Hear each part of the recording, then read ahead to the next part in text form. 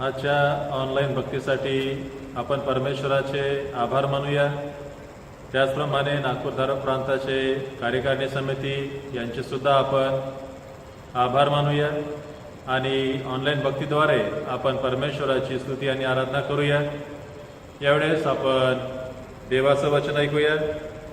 प्रगटीकरणाचं पुस्तकमध्ये म्हटलेलं आहे, सर्वसमर्थ परमेश्वर हा पवित्र पवित्र पवित्र देव आहे, तो होता आहे आणि असणार।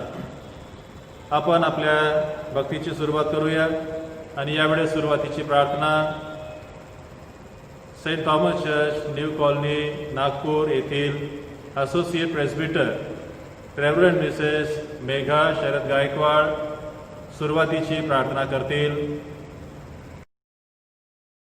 आपण प्रार्थना करू। स्वर्गाच्या आणि पृथ्वीच्या अशा आमच्या थोर गौरवी परमेश्वरा, आजचा हा दिवस तू आम्हा सर्वांना दाखवलास म्हणून आम्ही तुझे आभार मानतो, तुझी उपकार स्तुती करतो। पेंटिकॉस्ट दिनानंतरचा दुसरा रविवार, याची भक्ती करण्यासाठी तू आम्हाला एकत्रित केलंस, त्याबद्दल आम्ही तुझे आभार मानतो। पवित्र परमेश्वरा, आजची ही भक्ती तू आम्हा सर्वांकडून मान्य करून घे। ही भक्ती करत असताना आणि आजचं वचन, आजची स्तुती स्तोत्रे ह्या सर्व करत असताना तू आम्हा सर्वांचं सहाय्य कर, मार्गदर्शन कर, अशी आम्ही तुला प्रार्थना करतो। ज्याप्रमाणे तुझ्या शिष्यांना तुझ्या पुनरुत्थानाचं साक्षीदार होण्यासाठी निवडलंस, त्याप्रमाणे परमेश्वरा तू आम्हासाठी पुनरुत्थित झालेला आहेस आणि त्याचं दर्शन तू आम्हाला देत आहेस। हे आम्ही ओळखावं, जाणावं आणि त्याप्रमाणे आम्ही आमचं जीवन जगावं, याकरता तू आमचं सहाय्य कर, अशी आम्ही तुला प्रार्थना करतो। आजची ही सर्व भक्ती करण्यासाठी तू आमचं मार्गदर्शन कर आणि आजची ही सर्व भक्तीद्वारे तू आम्हा प्रत्येकाला आशीर्वादित कर, अशी आम्ही तुला विनंती करतो। प्रिय प्रभू येशूच्या द्वारे मागते म्हणून ऐक, आमेन। आपण परमेश्वराची स्तुती करूया। गायनाद्वारे आपण परमेश्वराला धन्यवाद देऊया, त्याच्या सर्व उपकाराची आठवण करून त्याची स्तुती करूया। आणि परमेश्वराची स्तुती करण्यामध्ये सेंट मायकल चर्च दुर्गापूर येथील जे क्वायर आहे ते आपलं पुढारी पण करतील। आइए हम जीवित खुदावन प्रभु यीशु मसीह की महिमा के लिए गीत गाते हैं। कितना हसीन वादा किया खुदावन ने, क्योंकि उस परमेश्वर का वचन हमें बताता है कि जहाँ दो या तीन मेरे नाम से इकट्ठा होते हैं, वहाँ मैं उनके मध्य में होता हूँ।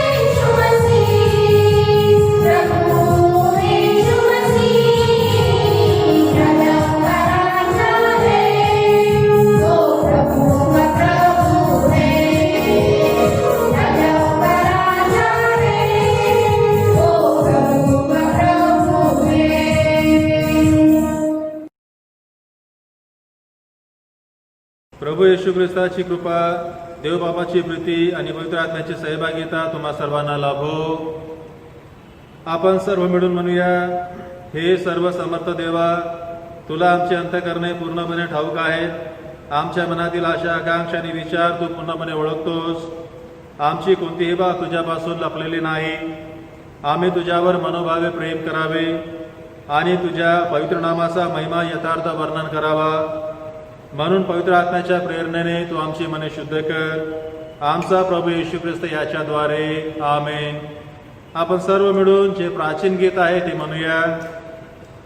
ऊर्ध्वलोकी देवाला गौरव आणि पृथ्वीवर मानवांना शांती. हे देवा, आमच्या प्रभू स्वर्गीय राजा, सर्वसमर्थ देव बापा, आम्ही तुझी आराधना करीतो, तुला धन्यवाद देतो. तू गौरवशाली आहेस म्हणून आम्ही तुझे स्तवन करीतो. हे प्रभू येशू ख्रिस्ता, देवपित्याच्या एकुलत्या पुत्रा, जगाचे पापहरण करणाऱ्या देवाच्या कोकरा, आमच्यावर दया कर. देवपित्याच्या उजवीकडे विराजमान असणाऱ्या प्रभू, आमची प्रार्थना आहे. कारण केवळ तू पवित्र आहेस, केवळ तू प्रभू आहेस, केवळ तू परमश्रेष्ठ आहेस. हे येशू ख्रिस्ता, केवळ तू पवित्र आत्म्यासह देवपित्याच्या गौरवात सहभागी आहेस. आमेन. हे प्रभू दया कर. हे ख्रिस्ता दया कर. हे प्रभू दया कर. आज पेंटिकोस्ट नंतरचा दुसरा रविवार आहे आणि याच्यासाठी नेमलेली जी सार प्रार्थना आहे ती आपण सर्व मिळून म्हणूया. सर्व समर्थ देवा, तू प्रभू येशू ख्रिस्ताचा पिता आहेस. त्याच्याद्वारे तू आशीर्वादित व धन्य जीवनाचा उत्कृष्ट आदर्श आमच्या पुढे ठेवला आहेस. त्या आदर्शानुसार तू आमची जडणघडण कर.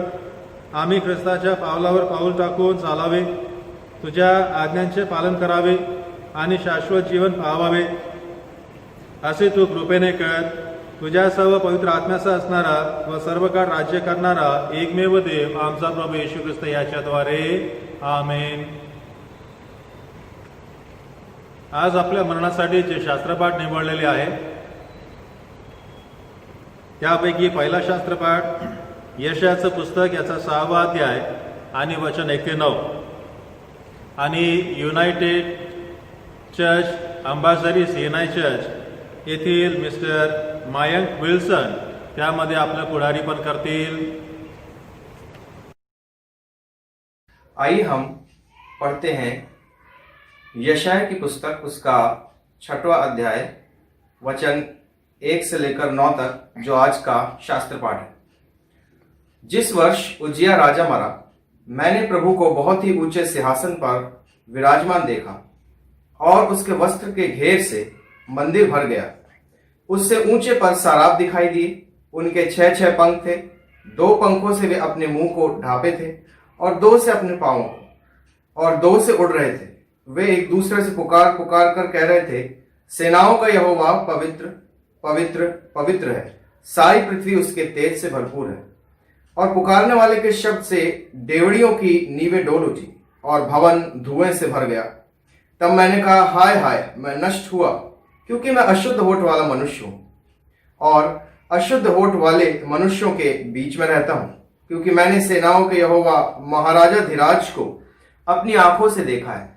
तब एक साराप हाथ में अंगारा लिए हुए, जिसे उसने चिमटे से वेदी पर से उठा लिया था, मेरे पास उड़कर आया. उसने उससे मेरे मुंह को छूकर कहा, देख, इसने तेरे होठों को छू लिया है, इसलिए तेरा अधर्म दूर हो गया और तेरे पाप क्षमा हो गए. तब मैंने प्रभु का यह वचन सुना, मैं किसको भेजूं और हमारी ओर से कौन जाएगा? तब मैंने कहा, मैं यहां हूं, मुझे भेज. उसने कहा, जा और इन लोगों से कह, सुनते ही रहो परंतु ना समझो, देखते ही रहो परंतु ना बूझो. ये जीवित परमेश्वर का वचन है. परमेश्वर का धन्यवाद हो. आज आपल्या मरणासाठी जो दुसरा शास्त्रपाठ निवडलेला आहे तो आहे 2 कोरिंथ याचा 6वा अध्याय आणि वचन 3 ते 10 आणि सेंट लूक चर्च बल्लारशा येथील ट्रेझरर मिस्टर आनंद जोनाल त्यामध्ये आपलं पुढारी पण करतील. आज का दूसरा शास्त्र पाठ जो हमें मिलता है दूसरा कुरिन्थियों की पत्री उसका 6वां अध्याय 3 वचन से लेकर 10वें वचन तक। हम किसी बात में ठोकर खाने का कोई भी अवसर नहीं देते ताकि हमारी सेवा पर कोई दोष न आए, परंतु हर बात से परमेश्वर के सेवकों के समान अपने सद्गुणों को प्रकट करते हैं। बड़े धैर्य से, क्लेशों से, दरिद्रता से, संकटों से, कोड़े खाने से, कैद होने से, हुल्लड़ों से, परिश्रम से, जागते रहने से, उपवास करने से, पवित्रता से, ज्ञान से, धीरज से, कृपालुता से, पवित्र आत्मा से, सच्चे प्रेम से, सत्य के वचन से, परमेश्वर की सामर्थ से, धार्मिकता के हथियारों से जो दाहिने बाएं हाथों में हैं, आदर और निरादर से, दुर्नाम और सुनाम से, यद्यपि भरमाने वाले जैसे मालूम होते हैं तो भी सच्चे हैं, अनजानों के सदस्य हैं तो भी प्रसिद्ध हैं, मरते हुओं के समान हैं और देखो जीवित हैं, मार खाने वालों के सदस्य हैं परंतु प्राण से मारे नहीं जाते, शोक करने वालों के समान हैं परंतु सर्वदा आनंद करते हैं, कंगालों के समान हैं परंतु बहुतों को धनवान बना देते हैं। ऐसा है जैसे हमारे पास कुछ नहीं तो भी सब कुछ रखते हैं। यह परमेश्वर का वचन है। परमेश्वर तेरा धन्यवाद। यावेळेस आपण आळीपाळीचे स्तोत्र 119 आणि वचन 1 ते 16 यामधून देवाचं वचन ऐकणार आहोत आणि Saint Thomas Church New Colony Nagpur येथील associate presbyter reverend Mrs Megha Sharad Gaikwad त्यामध्ये आपलं पुढारी पण करतील। यावेळेस आपण जुन्या करारातून स्तोत्रसंहिता याचा 119वा अध्याय आणि त्याची 1 ते 16 ही वचने आपण वाचूया। जे आपले वर्तन चोख ठेवून परमेश्वराच्या नियमशास्त्राप्रमाणे चालतात ते धन्य, जे त्यांचे निर्बंध पाळून अगदी मनापासून त्याचा शोध करीतात ते धन्य, ते काही अनितीचे आचरण करीत नाहीत तर त्याच्या मार्गाने चालतात। तुझे विधी आम्ही मनपूर्वक पाळावे म्हणून तू ते आम्हास लावून दिले आहेत। तुझे नियम पाळण्यासाठी माझी वागणूक व्यवस्थित असावी हेच माझे मागणे आहे। मी तुझ्या सर्व आज्ञांकडे लक्ष पुरविले तर मी फजित होणार नाही। तुझे न्याय निर्णय मी शिकेन तेव्हा मी सरळ मनाने तुझे स्तवन करीन। मी तुझे नियम पाळीन, माझा सर्वस्वी त्याग करू नको। तरुण आपला वर्तनक्रम कशाने शुद्ध राखील, तुझ्या वचनानुसार तो राखण्याने अगदी मनापासून मी तुझा शोध केला आहे। तुझ्या आज्ञांपासून मला बहकू देऊ नको। मी तुझ्या विरुद्ध पाप करू नये म्हणून मी आपल्या मनात तुझे वचन जपून ठेविले आहे। हे परमेश्वरा, तू धन्य आहेस, तुझे नियम मला शिकीव। मी आपल्या मुखाने तुझ्या तोंडच्या सर्व निर्णयांचे निवेदन करीतो। तुझ्या निर्बंधांचा मार्ग हीच माझी धनसंपदा असे मानून मी अत्यानंद करीतो। मी तुझ्या विधीचे मनन करीन, तुझ्या मार्गांकडे लक्ष देईन। मी तुझ्या नियमाने आनंदित होईन, मी तुझे वचन विसरावयाचा नाही। वाचलेली सर्व वचने परमेश्वर देवबाप आम्हा सर्वांसाठी आशीर्वादाची आणि लाभाची करो। यावेळेस आपण एक गीत गाणार आहोत आणि सेंट मायकल चर्च दुर्गापूर येथील जे क्वायर आहे ते गीत गाण्यामध्ये आपलं पुढारी पण करतील। आपण आता परमेश्वराची स्तुती करण्याकरिता गीत गाऊया। गीत क्रमांक 231 ईश्वराची दया केली भाग तिचा भाग।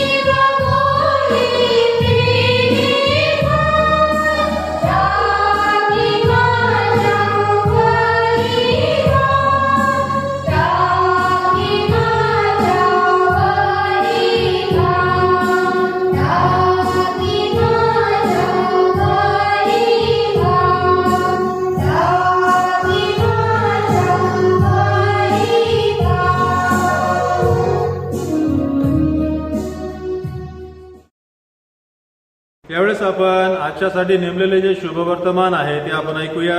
मत्तयाकृत शुभवर्तमान याचा 5वा अध्याय आणि वचन 1 ते 12 आणि CNI चर्च वर्धा येथील मिसेस रोजमेरी साल्वे आपलं पुढारीपण करतील.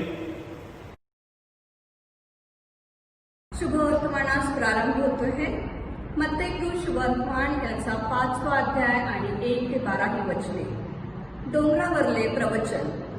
तेव्हा त्या लोकसमुदायांना पाहून तो डोंगरावर चढला व तो खाली बसल्यावर त्यांचे शिष्य त्याच्या जवळ आले. मग तो तोंड उघडून त्यांना शिकवू लागला. जे आत्म्याने दीन ते धन्य, कारण स्वर्गाचे राज्य त्यांचे आहे. जे शोक करीत आहे ते धन्य, कारण त्यांचे सांत्वन करण्यात येईल. जे सौम्य ते धन्य, कारण ते पृथ्वीचे वतन भोगतील. जे नीतिमानाचे भुकेले व ताणिले ते धन्य, कारण ते तृप्त होतील. जे दयाळू ते धन्य, कारण त्यांच्यावर दया होईल. जे अंतकरणाचे शुद्ध ते धन्य, कारण ते देवाला पाहतील. जे शांती करणारे ते धन्य, कारण त्यांना देवाची मुले म्हणतील. नीतिमत्वाकरिता ज्यांचा छळ झाला आहे ते धन्य, कारण स्वर्गाचे राज्य त्यांचे आहे. माझ्यामुळे जेव्हा लोक तुमची निंदा व छळ करीतील आणि तुमच्या विरुद्ध सर्व प्रकारचे वाईट लगाडीने बोलतील, तेव्हा तुम्ही धन्य. आनंद करा, उल्हास करा, कारण स्वर्गात तुमचे प्रतिफळ मोठे आहे. कारण तुमच्यापूर्वी जे संदेष्टे होऊन गेले त्यांचा त्यांनी तसाच छळ केला. हे ख्रिस्ताचे शुभवर्तमान आहे.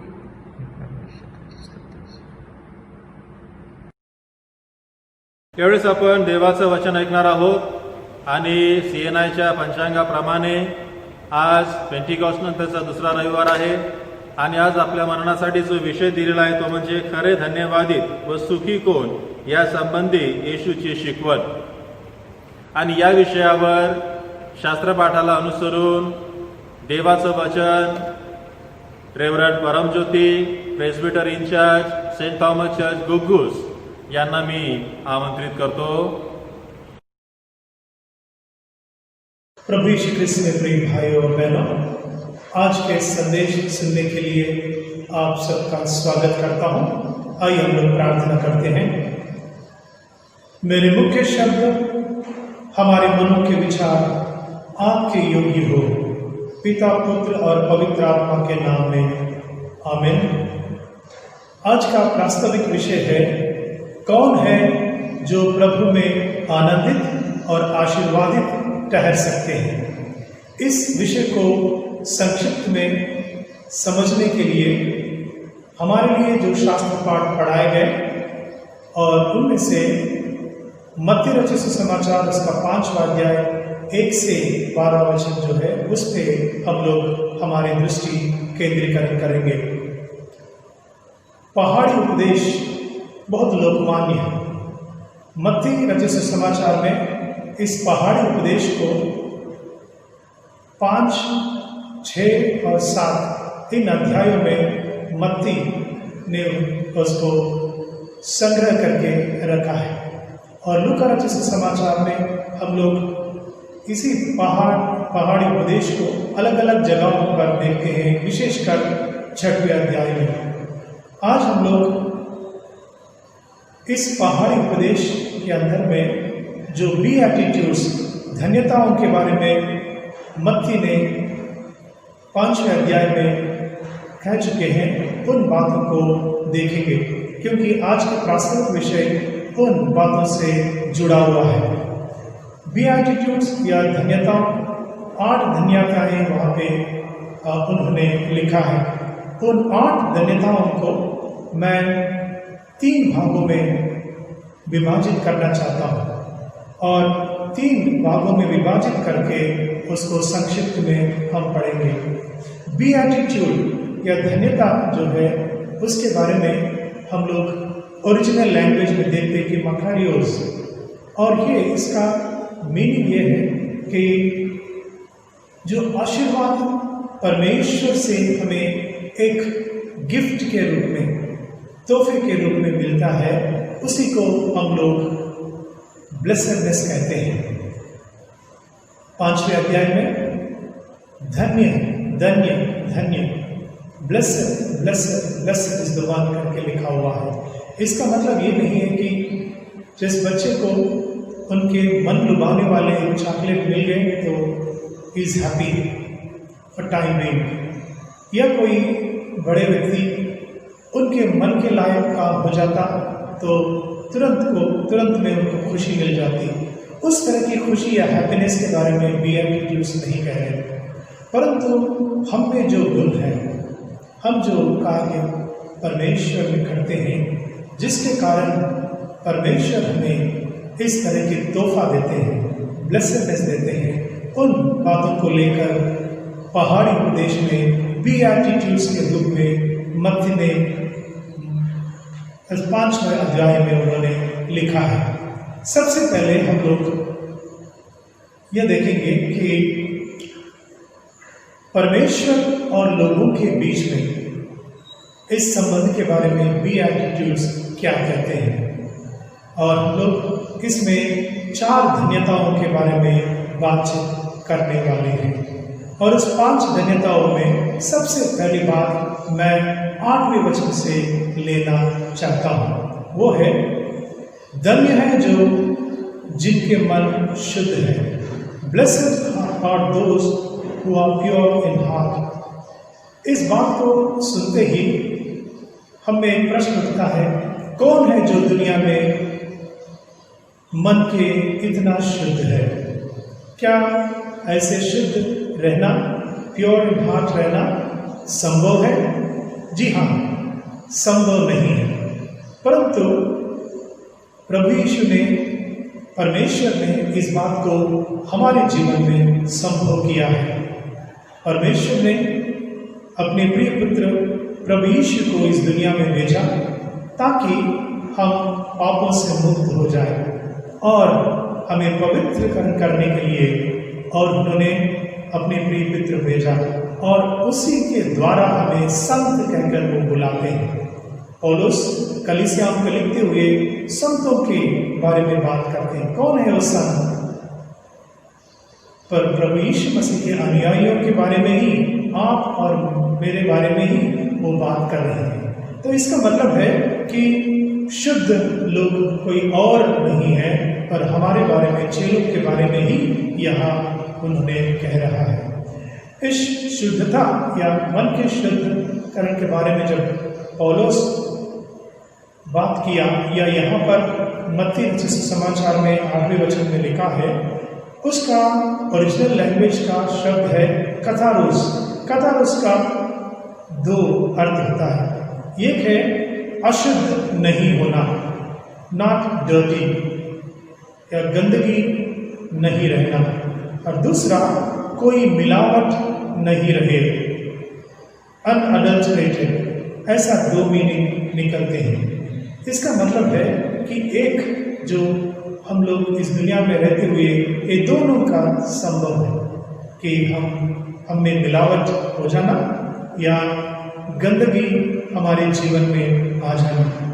परंतु इस शुद्धता के बारे में जब बात करते हैं तो यशायाह नबी ये कहता है उनके उनकी किताब 64वां अध्याय 6वें वचन में, हम तो सब के सब अशुद्ध मनुष्य के से है और हमारे धर्म का काम सब के सब मैले चितड़ों के समान है।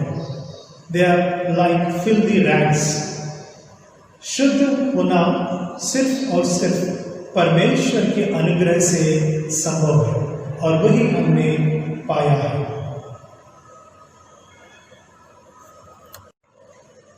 परमेश्वर के हमारे बीच के रिश्ते के बारे में हम लोग बात करते हुए धन्यताओं में जो 30वें वचन में जो धन्यता के बारे में लिखा हुआ है, उस पर हम लोग बात करते हैं। वहाँ लिखा है कि मन के दीन या आत्मा में दीनता।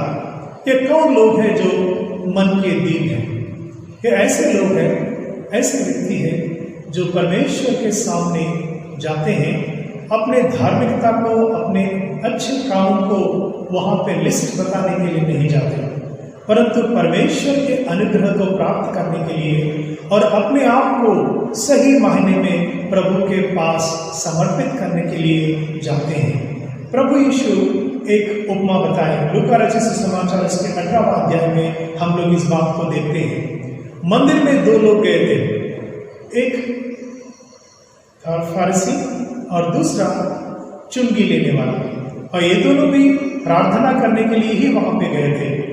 और पहले वाला जो फारसी है वो प्रार्थना करते हुए बहुत बड़ी लंबी लिस्ट उन्होंने प्रभु के पास रखा है, उनके धर्म के कार्यों के बारे में, किस तरह प्रभु की आज्ञा का पालन वो करता है। और आखिरी में वो कहने लगा कि एक चुंगी लेने वाले के जैसा वो नहीं है, उससे बहुत धार्मिक है।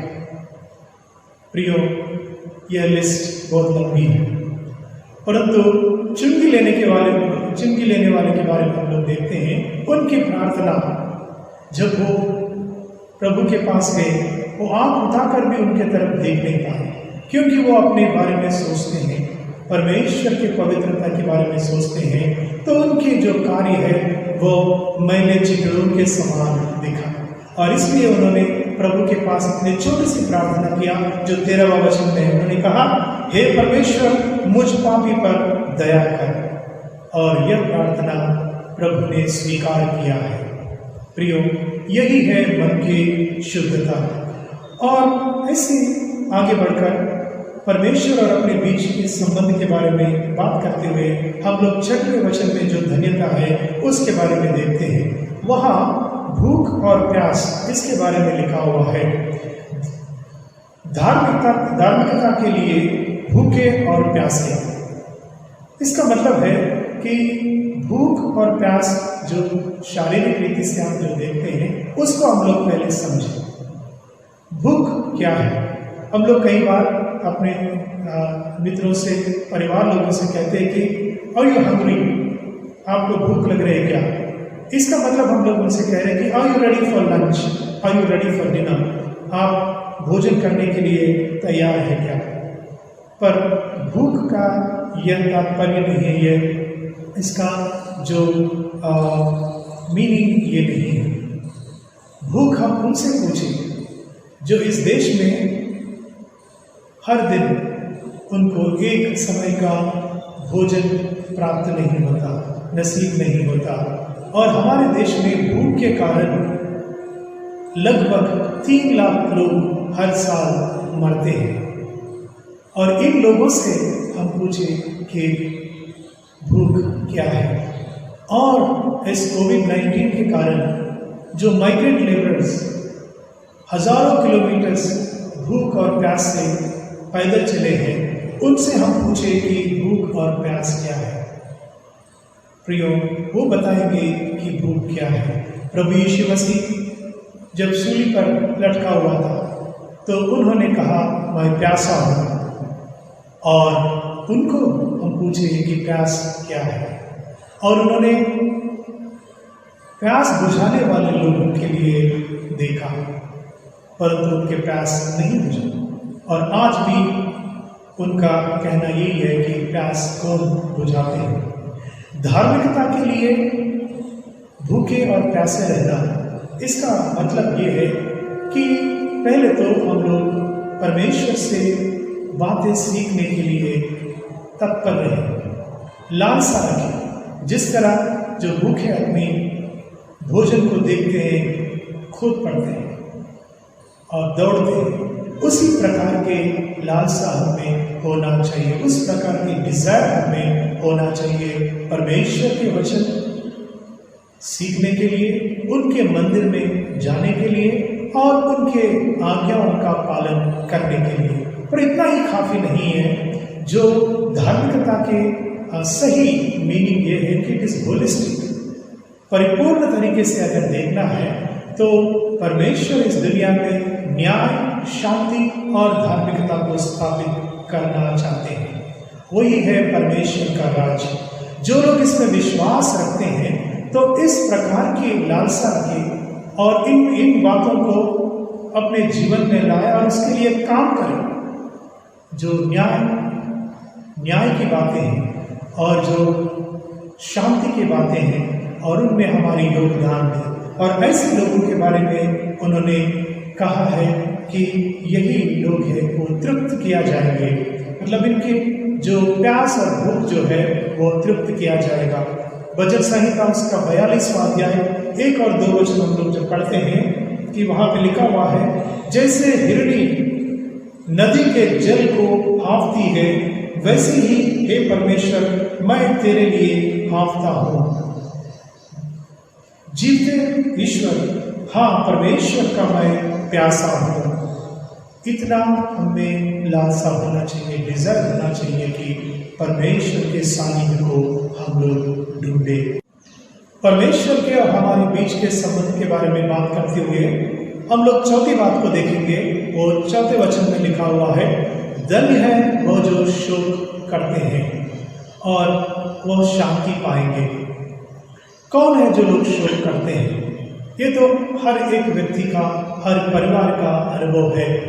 जब हमारे जीवन में एक बड़ी नुकसान हो जाता है तो हम लोग शोक करने लगते हैं। पिछले महीने में हमारे कलीसिया के एक सदस्य का मौत हुआ। एक नौजवान जेकब मिट्टा, जो व्यक्ति थियोलॉजिकल स्टडीज कंप्लीट करके आए थे, 1 महीना हुआ था और उनके पेरेंट्स बहुत खुश थे क्योंकि 1-2 महीने के बाद, इस लॉकडाउन के बाद वो परमेश्वर की सेविकाई में शामिल होने वाला व्यक्ति था। बहुत अच्छा व्यक्ति, बहुत अच्छा इंसान। ऐसे व्यक्ति का मौत जो है उनके परिवार को हिला दिया और उनके शोक का कोई जवाब नहीं दिख रहा है। और उस बात को लेकर पूरी कलीसिया भी दुख उठाए, हम सब ने दुख उठाया, क्योंकि एक मौत जो है इंसान को बहुत लंबे समय के लिए शोक दे देता है। और दूसरी पहलू ये है कि ना केवल हमारे व्यक्तिगत जीवन में, परंतु समाज में जो होने वाली बातें, कलीसिया के अंदर में जो होने वाली बातें, इन बातों को लेकर भी हम लोग शोक उठाते हैं। जब से कोरोना वायरस कोविड-19 या महामारी शुरू हुआ है, लाखों लोग उनका मौत हुआ और लाखों लोग अपने परिवारजनों को खो गए हैं। और इस बात को लेकर हम सब दुनिया में बहुत सारे लोग शोक उठा रहे हैं। और इस शोकित परिवारों को परमेश्वर का क्या जवाब है और उन्होंने क्या इसका जवाब देना चाहते हैं? हम लोग यशायाह नबी की किताब उसका 61वां अध्याय में एक वचन पढ़ेंगे। और सियोन के विलाप करने वालों के सिर पर के राख दूर करके सुंदर पगड़ी बांध दो, कि उनका विलाप दूर करके हर्ष का तेल लगाओ और उनकी उदासी हटाकर यश का ओढ़ना उड़ाओ।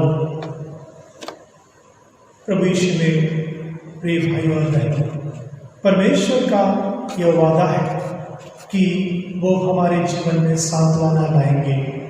और इस बात को, इस शब्द को, जो शांति लाने की बात है, जो लोग शोक कर रहे हैं, उस शब्द में जो पवित्र आत्मा के लिए इस्तेमाल किया गया, जो पैराक्लेटस और उससे संबंधित शब्द इस्तेमाल किया गया है, इसका मतलब है जो सांत्वना हमें मिलेंगे व्यक्तिगत तरीके से और सामाजिक तरीके से, वो केवल पवित्र आत्मा के द्वारा हमें मिलने वाले हैं। और वो पूरे समय के लिए, अनंतकालीन जीवन के लिए उस तरह की शांति हमें मिलेगा।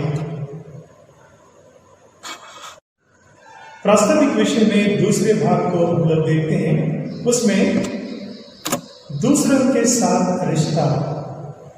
कई बार हम लोग परमेश्वर के साथ रिश्ता ठीक रखने की कोशिशें करते रहते हैं और वो करना भी चाहिए और उसमें लगे रहते हैं, पर हम ये नहीं देखते कि परमेश्वर के साथ हमारे रिश्ता जो है वो लोगों के साथ में हमारे रिश्ते में वो रिफ्लेक्ट होना चाहिए, दिखना चाहिए।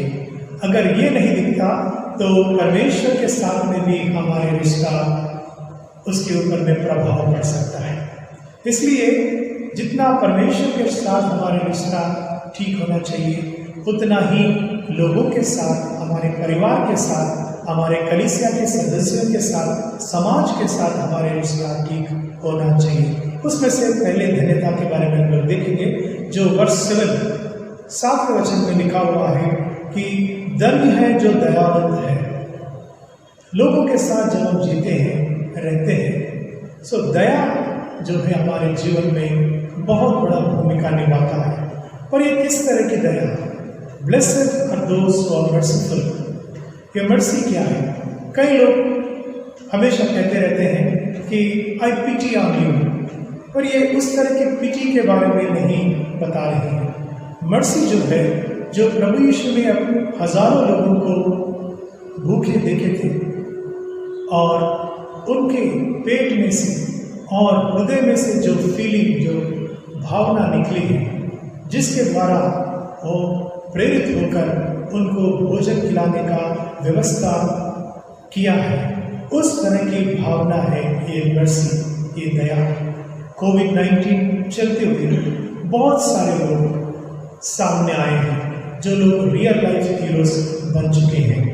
उसमें से एक हम लोग जानते हैं कि सोनू सूद, जो बॉलीवुड के एक्टर हैं और नागपुर का भी उनका संबंध है, क्योंकि नागपुर में उनका पढ़ाई हुआ था और यह व्यक्ति हजारों लोगों को, जो माइग्रेंट लेबरर्स हैं, उनको अपने घर पहुंचने के लिए मदद किया है और उनकी भूख मिटाने के लिए मदद किया और वो रियल लाइफ हीरो बन गए हैं। उसी प्रकार नागपुर में एक और ग्रुप है जिसको कहते हैं कि फ्रेंड्स ऑफ नागपुर। ये कोई बड़ा संस्था नहीं है, कोई एनजीओ नहीं है, परंतु कुछ लोग, कुछ वॉलंटियर्स एक साथ आके कुछ अच्छे काम समाज के लिए करने की कोशिश करते हैं। ये कोविड-19 में मैंने जो सुना हो, वो लोग पहले 50 लोगों को फीड करने की कोशिश की।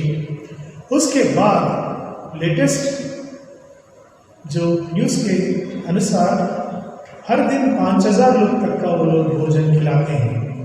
पैसा इकट्ठा करते हैं वॉलंटियर्स के द्वारा और इन लोगों को भोजन खिलाते हैं और उनके पास जाते हैं और उनकी तसल्ली लेते हैं। प्रभु यीशु ने, प्रिय भाई और बहन, प्रभु यीशु ने यहाँ पे कहा है, ये दयावंत जो है वही दया पाएगा। हम लोग प्रभु की प्रार्थना कहते हैं, उसमें हम ये बात दोहराते हैं कि जैसे हमने अपराधियों को क्षमा किया है, वैसे हमारा अपराधों को क्षमा कीजिए। वैसे ही लूका रचित सुसमाचार उसका 18वां अध्याय में 21वां वचन से 25वां वचन तक एक घटना वहाँ पे लिखा हुआ है, एक मैनेजर और उनके दास के बारे में। और ये दास उनके पास आकर गिड़गिड़ाने लगे, हे मालिक, मेरे खर्चा माफ कीजिए। और ये दयावंत जो मैनेजर है, उन्होंने उनका खर्चा पूरा माफ किया है, उनके ऊपर तसल्ली, उनके ऊपर तरस खाकर उसको उन्होंने माफ किया है। पर यही दास बाहर जाकर जो व्यक्ति उनको खर्च चुकाना है, उस व्यक्ति को वो परेशान करने लगे और उनका कर्जा माफ करने के लिए तैयार नहीं थे।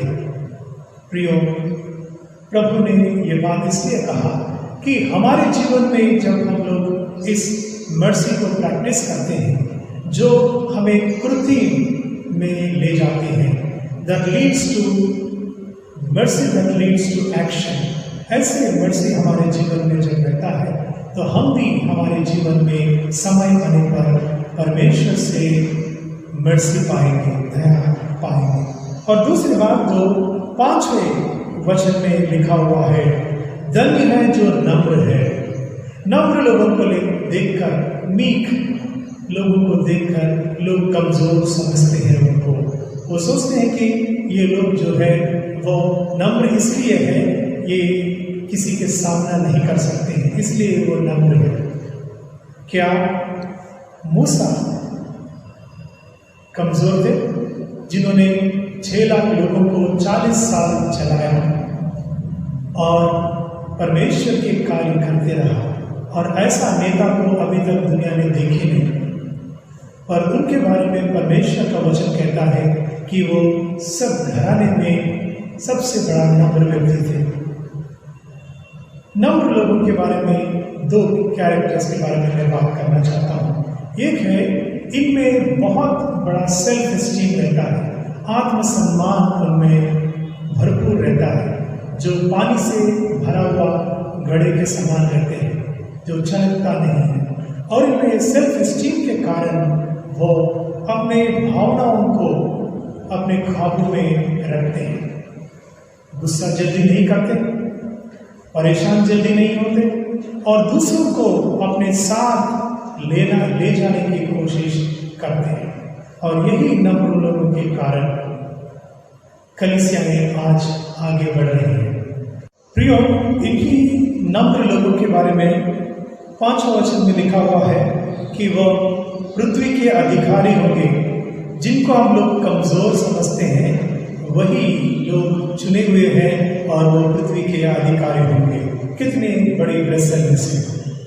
और तीसरी बात जो दूसरों के रिश्ता के बारे में सोचते हुए हम यहाँ पे पढ़ेंगे कि वचन 9वां वचन में हम लोग देखते हैं, धन्य है जो मेल कराने वाले हैं। Blessed are the peacemakers. Peacemakers are always loved by people. जो शांति कराने वाले हैं और मेल कराने वाले हैं, मेल मिलाप कराने वाले हैं, इनके बारे में लोग अच्छे कहते हैं। ये जो काम है परमेश्वर ने ही शुरू किया है। हम लोग 2 कुरिन्थियों की पत्री उसका 5वां अध्याय 19वां वचन ऐसा पढ़ते हैं कि अर्थात परमेश्वर ने मसीह में होकर अपने साथ संसार को मेल मिलाप कर लिया। परमेश्वर ने दुनिया को उनके साथ प्रभु यीशु के द्वारा मेल मिलाप कर लिया। उतना ही नहीं, और उस मेल मिलाप का वचन हमें सौंप दिया है। और कुछ ट्रांसलेशन में ऐसा लिखा हुआ है, उस मेल मिलाप के सेवका ही हमें सौंप दिया है। किनको? उनके चेलों को यह जो काम है सौंप दिया है। परमेश्वर ने मेल मिलाप कर लिया और वही काम को हमें सौंपा है। जो झगड़े मिटाने वाले लोग परिवार के अंदर में, कलीसिया के अंदर में, समाज के अंदर में बहुत सारे लोग शामिल हैं। इन्हें प्रभु ने एक गिफ्ट दिया है, एक वरदान दिया है, जिसके तहत वो अपने स्किल को इस्तेमाल करके इन झगड़ों को मिटाते हैं, शांति करवाते हैं। ये बहुत बड़ी सेविकाई है। ये मेल मिलाप करने वाले सेविकाई जो है सिर्फ झगड़े मिटाने वाले सेविकाई नहीं है, परंतु मृत्यु के तरफ जाने वाले लोगों को जीवन के तरफ ले आने वाले लोगों के सेविकाएं, जिसमें परमेश्वर के प्रभु के चेले शामिल हैं और अपने जीवन को भी उसके लिए बलिदान देने के लिए तैयार है। और ऐसे लोगों के सेविकाएं के बारे में हमें बात करना है। ये कोविड-19 और ये महामारी के बारे में सोचते हुए हम लोग कुछ लोगों के बारे में आज प्रार्थना कर रहे हैं और उनकी सराहना कर रहे हैं और उनको एम्बेसडर्स ऑफ लाइफ करके भी बुला रहे हैं। वो है पुलिस और सैनिटरी वर्कर्स, जिनको हम लोग सफाई का कर्मचारी कहते हैं, और इसी तरह डॉक्टर्स, नर्सेस, पैरामेडिकल स्टाफ और वॉलंटियर्स, जिनको आशा वर्कर्स के नाम से हम लोग जानते हैं। ये सभी लोग जो लोग मृत्यु की तरफ जा रहे हैं, उनके सेविकाई करके अपने प्रोफेशन के द्वारा उनको बचा रहे हैं। हजारों में, लाखों में लोगों को बचा रहे हैं। पिछले हफ्ता मैं मेयो हॉस्पिटल में गया था सर्टिफिकेट लेने, फिटनेस सर्टिफिकेट लेने, और वहाँ पे मैंने 1 घंटा खड़ा था बाहर में। मैं इन लोगों को काम करते हुए देखा और देखकर मैं हिल गया था, क्योंकि जो डॉक्टर्स हैं, नर्सेस हैं और वहाँ के कर्मचारी लोग हैं, जो पीपी इनको दी गई है उसको पहन के दिन भर इनके साथ काम करते हैं और अपने जान के परवाह नहीं करते हुए ये लोग वहाँ पे काम करते हैं। दोस्तों, यही लोग हैं आज के संदर्भ में मेल कराने वाले, मेल मिलाप करवाने वाले, जो जीवन और मृत्यु इसके बीच में वो लोग काम कर रहे हैं। प्रभु इनको आशीषित करें। और तीसरी बात की ओर जाएंगे, वो है परमेश्वर के कार्य के लिए कुर्बानियां देना। परमेश्वर के कार्य के लिए कुर्बानियां देना, ये हम लोग 10, 11 और 12 वचन में देखते हैं। इसमें दो भाग हैं।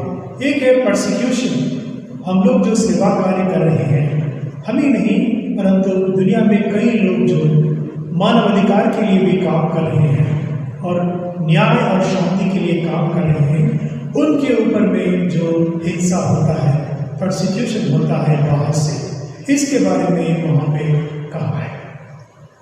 इसको जो लोग सहन करते हैं तो परमेश्वर की तरफ से उनको तोहफा रखा हुआ है। उन्होंने कहा कि वो बड़ा हो जाएगा, जितना वो परसिक्यूशन को सहन करेंगे, हिंसा को सहन करेंगे, उनका उतना तोहफा जो है, उनके जो गिफ्ट परमेश्वर, रिवॉर्ड जो परमेश्वर ने रखा है, वो बढ़ते जाएगा।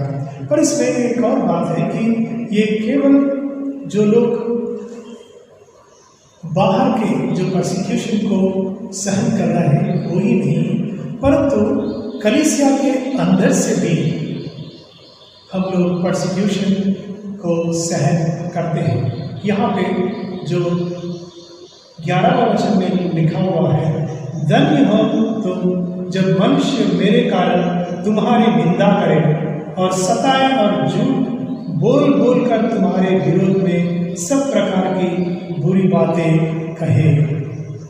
ये ऐसे लोग हैं जो दूसरों के ऊपर उंगली उठाने वाले लोग हैं, जो कलीसिया के अंदर ही शामिल हैं और वो कोई जिम्मेदारी को नहीं उठाना चाहते हैं। कलीसिया के अंदर सिर्फ गलतियां, दूसरों के कार्य में गलतियां निकालने के काम करते हैं। मैं इसका खिलाफ नहीं हूँ। आपको देखना है कौन सही काम कर रहा है, परंतु सिर्फ और सिर्फ लोगों की बुराई करना और उनमें गलतियां निकालना और कोई सेवा कार्य में अपने हाथ नहीं बदलना, ये कौन सी धार्मिकता है? इन लोगों से हम सतर्क रहें। और ऐसे जो लोग हैं वो दूसरों को पकड़ पकड़ कर उनके दिमाग में गलत फहमियाँ डालते रहते हैं। और ऐसे लोगों के बारे में हम प्रार्थना करें और ऐसे लोग जब हमें मिलते हैं उनको चेतावनी भी दें परमेश्वर की ओर से, क्योंकि ऐसा काम जिंदगी भर करना उनके लिए कोई आशीष के कारण नहीं होता है। मित्रों, परमेश्वर के कार्य के लिए कुर्बानियाँ देना, मुझे एक महान व्यक्ति का याद आता है, वो है विलियम कैरी। विलियम कैरी जो मिशनरी, जिन्होंने पूरा जीवन भारत में बिताया और उन्होंने ऐसे कार्य किया, ना केवल सुसमाचार प्रचार करने के लिए उन्होंने काम किया, परंतु समाज में बदलाव लाने का भी काम किया है। जैसे राजा राम मोहन राय, उनके प्रेरित ठहरा था विलियम कैरी, जो सती को मिटाने के लिए काम किया, बाल्य विवाह को मिटाने के लिए काम किया।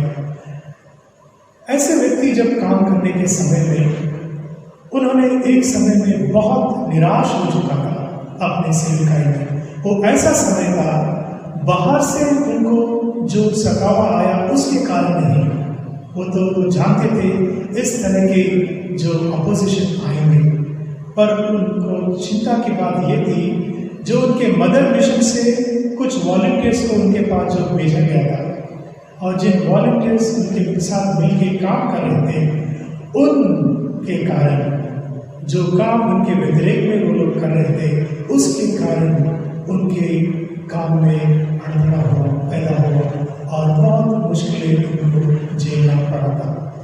प्रिय भाई और बहनों, आज हम लोग ने इस विषय को देखा है कि कौन धन्य लोग हैं, कौन है जो प्रभु में आनंदित और आशीर्वादित ठहर सकते हैं। यही जो लोग हैं जिनके बारे में हमने बात किया है, वही लोग हैं जो परमेश्वर के सामने आशीर्वादित ठहर सकते हैं। आमीन। यावेळेस reverend Paramjyoti presbyter in charge Saint Thomas Church Ghugus यांचे मी मनापासून आभार मानतो. त्यांनी सुंदर असं देवाचं वचन सांगितलेलं आहे आणि आपल्याला प्रोत्साहित केलेलं आहे. त्यासाठी आपण परमेश्वराला धन्यवाद देऊया आणि जे वचन आपण ऐकलेलं आहे ते आत्मसात करून त्याप्रमाणे चालण्याचा आपण प्रयत्न करूया. यावेळेस आपण सर्वजण मिळून जो विश्वास मतांगीकार आहे तो आपण म्हणूया. सर्व समर्थ पिता एकमेव देव आहे, तो आकाश व पृथ्वीचा दृश्य व अदृश्याचा निर्माण करता आहे, त्याच्यावर आम्ही विश्वास ठेवतो. येशू ख्रिस्त एकमेव प्रभू आहे, तो अनादि अनंत देवपित्यापासून जनित आहे, तो देवापासून देव, प्रकाशापासून प्रकाश, खऱ्या देवापासून खरा देव, अनादि कालापासून असलेला अनिर्मित पित्याशी एकरूप आहे. त्याच्याद्वारे अवघे झाले, आम्हा मानवांसाठी आमचे तारण करण्यासाठी तो स्वर्गातून अवतरला. पवित्र आत्म्याच्या योगाने तो गर्भरूप झाला, कुमारी मरियेच्या उदरी तो जन्मास आला. कोणत्या पिलाताच्या शासनकाळात त्याला क्रुसावर खेळण्यात आले, आमच्यासाठी त्याने दुःख सोसले, तो मरण पावला आणि कबरेत ठेवला गेला. धर्मशास्त्र लेखांप्रमाणे तिसऱ्या दिवशी तो पुनरुत्थी झाला, त्याने स्वर्गारोहण केले, देवपित्याच्या उजवीकडे तो विराजमान झाला. जिवंत असलेल्यांचा आणि मरण पावलेल्यांचा न्याय करायला तो गौरवाने पुन्हा येणार आहे. त्याच्या राज्याचा अंत कधी होणार नाही, त्याच्यावर आम्ही विश्वास ठेवतो. पवित्र आत्म्यावर आम्ही विश्वास ठेवतो, तो प्रभू व जीवनदाता आहे. देवपित्यापासून आणि देवपुत्रापासून त्याचा उगम आहे. देवपित्याबरोबर आणि देवपुत्राबरोबर त्याचाही गौरव आणि आराधना केली जाते. तो संदेशांद्वारे बोलला. एक पवित्र सार्वत्रिक आणि प्रेषितीय ख्रिस्ती मंडळीविषयी आम्ही विश्वास धरतो. पापक्षमेसाठी एकच बाप्तिस्मा आहे असे आम्ही पत्करतो. मरण पावलेल्यांचे पुनरुत्थान आणि सार्वकालिक जीवन यांची आम्ही प्रतीक्षा करीतो. आमेन.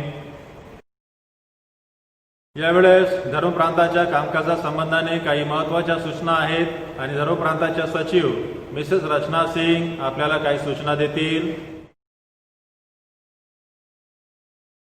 प्रभु यीशु मसीह के मधुर और मीठे नाम में सभी को नमस्कार. Nagpur diocese church of north India online service Sunday the 14th June 2020, the second Sunday after Pentecost. Theme: Jesus tells us who are truly blessed, happy.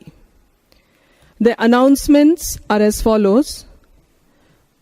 Dear people of God, let us pray for the COVID warriors, police authorities, doctors, nurses, paramedical employees. In our intercessory prayers, let us remember that God paves a way for the vaccine for COVID-19.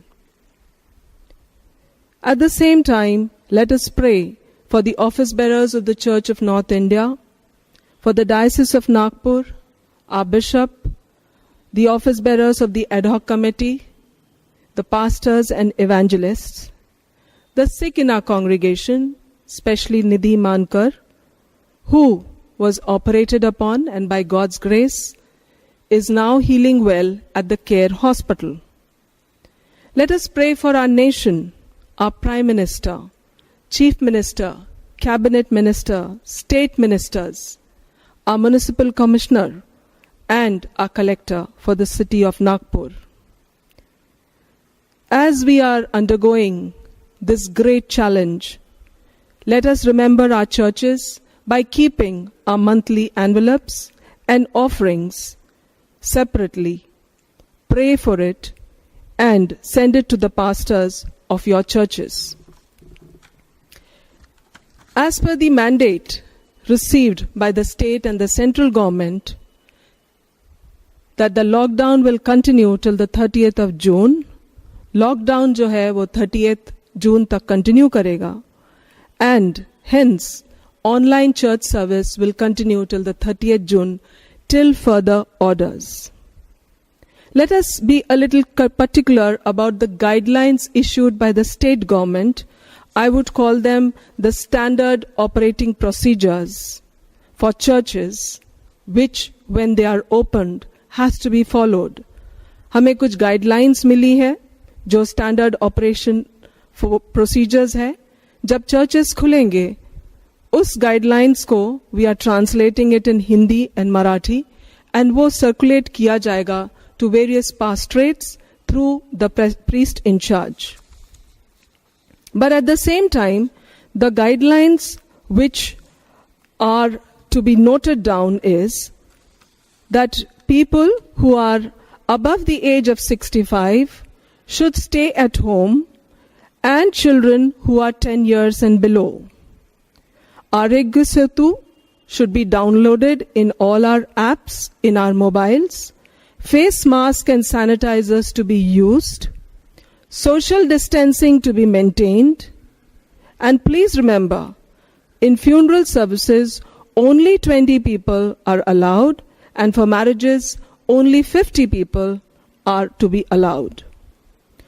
On behalf of the Diocese of Nagpur, I wish to thank Reverend Ganesh Barve, Reverend Megha Gaikwad, Reverend Paramjyoti, Reverend Amin Kalwale for participating in this service, along with the members of various churches of the Diocese of Nagpur.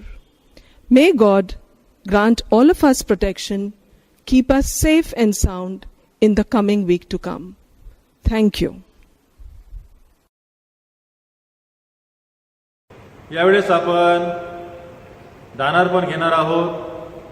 तुमच्या समोर जे काही box असेल, दानार्पणाचं गीत होत असताना त्या बॉक्समध्ये तुम्ही दान टाकू शकता आणि जमा झालेली रक्कम आपण चर्चमध्ये जमा करू शकता.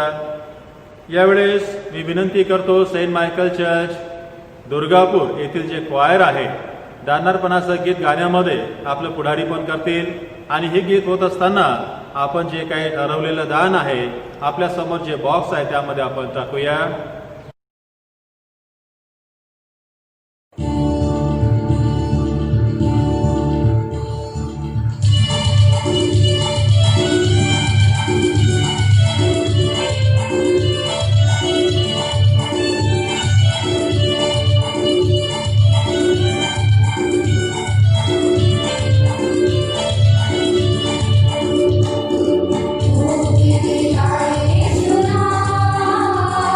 Oh,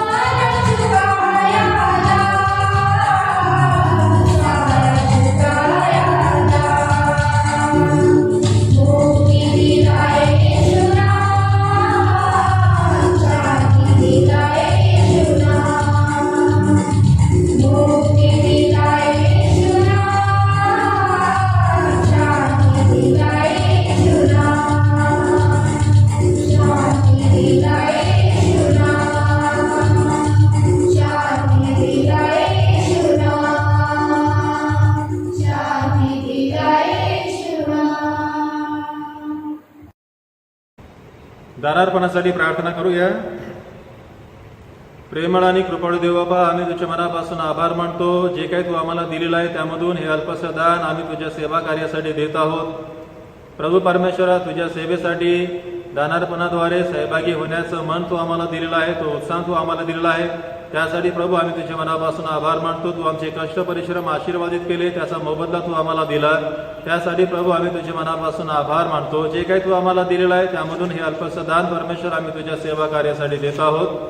आम्ही प्रार्थना करतो या दानाचा तू स्वीकार कर. त्याचबरोबर आम्ही स्वतःला आणि आमच्या शक्तीला, बुद्धीला, जी कला गुणवत्ता तू आम्हाला दिलेली आहे त्याचं परमेश्वर आम्ही तुला समर्पण करतो आणि प्रार्थना करतो. या दानार्पणाबरोबरच आमच्याही जीवनातून तुझी सेवा होईल अशी कृपा दृष्टी तू कर. येशू आमचा प्रभू याच्या नावाने प्रार्थना करतो म्हणून तू ऐक.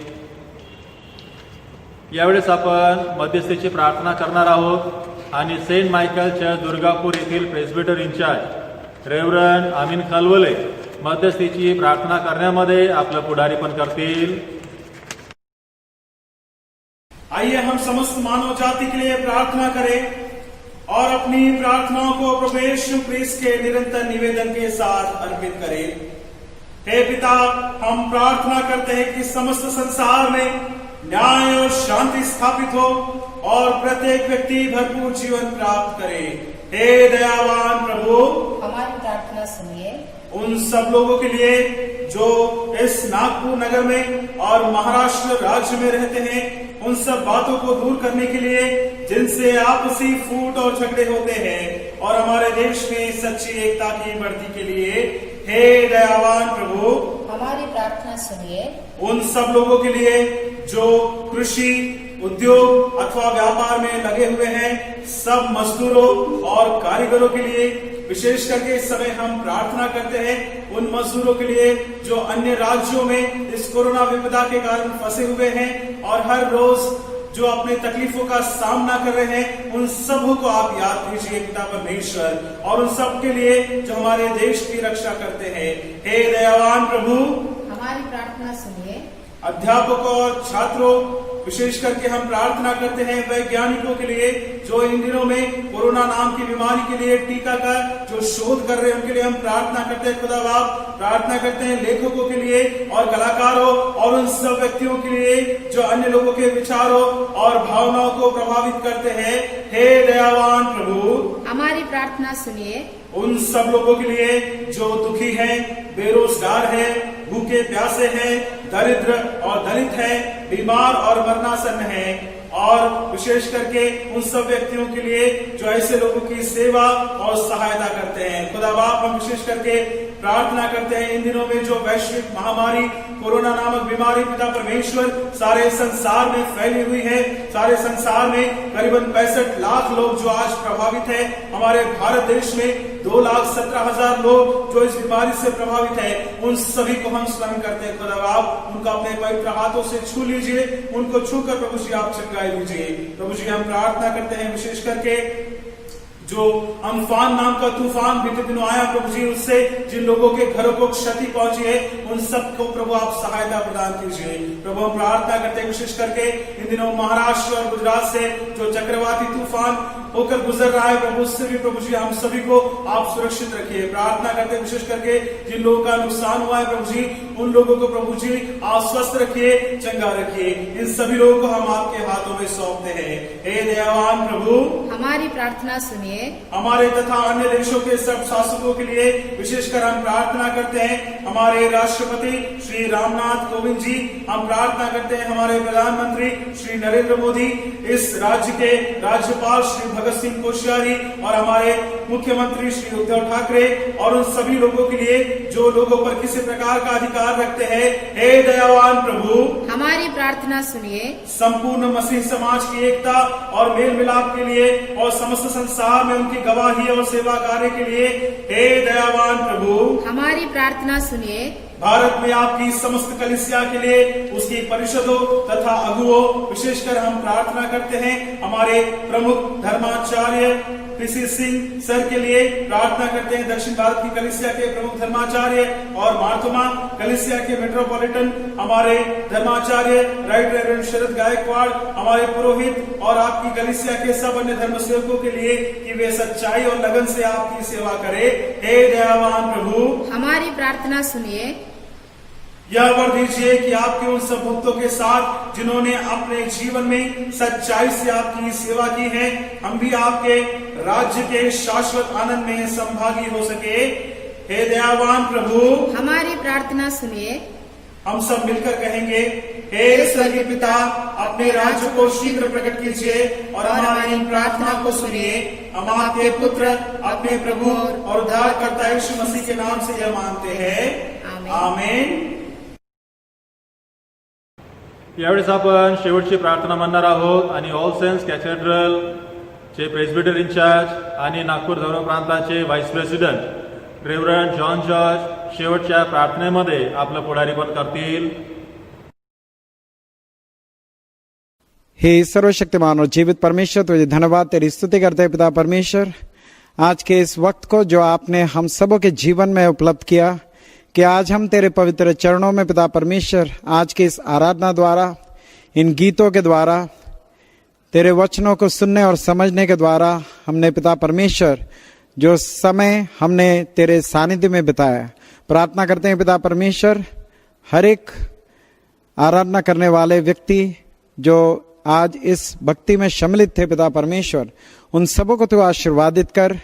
और प्रार्थना करते हैं प्रभु यीशु मसीह, जिस तरह से आपने जो पहाड़ी उपदेश के द्वारा जो अनेक लोगों को पिता परमेश्वर तेरे उस पवित्र रहस्यों को लोगों के बीच में बांटा, ताकि हर एक व्यक्ति पिता परमेश्वर जो इस संसार में रहता है वो अपने जीवन का मूल उद्देश्य जानकर गौर, गरीब, विधवाओं, अनाथों के लिए पिता परमेश्वर वे अनेक प्रकार के कार्यों को कर सके, उनकी मदद कर सके, उनको प्रार्थना कर सके, उनके लिए उनके दुख परेशानियों में वे पिता परमेश्वर तेरी ओर से वे पिता परमेश्वर उन्हें बल और शक्ति और धैर्य दे सके। प्रार्थना करते हैं पिता परमेश्वर तेरे प्रिय पुत्र प्रभु यीशु मसीह के लिए, जिन्होंने इस संसार में 2000 वर्ष पूर्व अनेक प्रकार के कार्यों को तेरे पवित्र नाम में इस संसार में उन्होंने आदा किया, अपने जीवन को उन्होंने हम सबों के लिए दिया, ताकि जो कोई भी उस पर विश्वास करेंगे वे नाश ना हो सके, परंतु तुझ में एक नया जीवन प्राप्त कर सके। प्रार्थना करते हैं प्रभु यीशु मसीह तेरी विशेष पवित्र आत्मा की उपस्थिति और शक्ति और सामर्थ और कृपा और सुरक्षा का हाथ हम सबों के ऊपर, हर एक आराधकों के ऊपर, हर एक व्यक्ति जो तुझ पर विश्वास करते हैं उनके ऊपर सदा के लिए बनी रहे, ताकि वे तेरी ओर से बल और शक्ति और आनंद और शांति प्राप्त करते हुए इस जगत में अनेक कार्यों को तेरे पवित्र नाम में कर सके। यह छोटी सी विनती को प्रभु यीशु मसीह तेरे मीठे और पवित्र नाम से मांगते हैं, सुन और ग्रहण कर, आमीन। यावेळेस आपण प्रभूने शिकवलेली प्रार्थना म्हणणार आहोत आणि त्यानंतर नागपूर धर्म प्रांताचे बिशप साहेब राईट रेव्हरंड शरद गायकवाड आपल्याला आशीर्वाद देतील आणि त्यानंतर आपण सुबंध देवा हे गीत गाऊया आणि या ऑनलाईन भक्तीचा आपण समारोप करूया। हे आमच्या स्वर्गातील बापा, तुझे नाव पवित्र मानले जाओ, तुझे राज्य येऊ, जसे स्वर्गात तसे पृथ्वीवरही तुझ्या इच्छेप्रमाणे हो। आमची रोजची भाकर तू आज आम्हास दे, आणि जसे आम्ही आपल्या अपराध्यांची क्षमा करतो तसेच तू आमच्या अपराध आम्हाला क्षमा कर, आणि आम्हास परीक्षेत पडू नकोस तर आम्हास वाईटापासून सोडव, कारण की राज्य, सामर्थ्य आणि गौरव ही सर्व काळ तुझीच आहेत, आमेन। आणि आपल्या प्रभू येशू ख्रिस्ताची कृपा, देव बापाची प्रीती आणि पवित्र आत्म्याची सहभागिता, त्याचा आशीर्वाद, त्याची शांती, त्याची कृपा आणि त्याचा आनंद आपल्या प्रत्येकाबरोबर आता आणि सदा सर्व काळ असो, आमेन।